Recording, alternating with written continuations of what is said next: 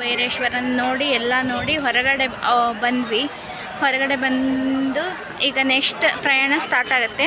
Next ಎಲ್ಲಿಗೆ ಅನ್ನೋದು ನಿಮಗೆ ಮುಂದೆ ಗೊತ್ತಾಗುತ್ತೆ. ಬನ್ನಿ, ಅಲ್ಲಿ ಹೋಗ್ತೀವಿ ಏನು ಅನ್ನೋದು.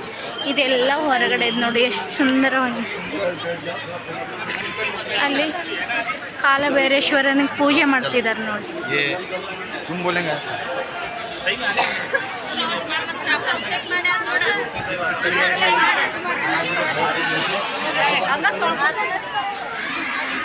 ನೋಡಿ, ಇದು ಕಾಲಭೈರೇಶ್ವರನ ಪೂಜೆ ಮಾಡ್ತಿದ್ದಾರೆ.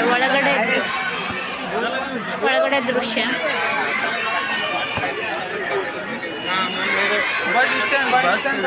ಇದೆಲ್ಲ ಹೊರಗಡೆ ಹೋಗ್ತಾ ಇದೀವಿ. ದೇವ್ರನ್ನ ದರ್ಶನ ಪಡೋದೆಲ್ಲ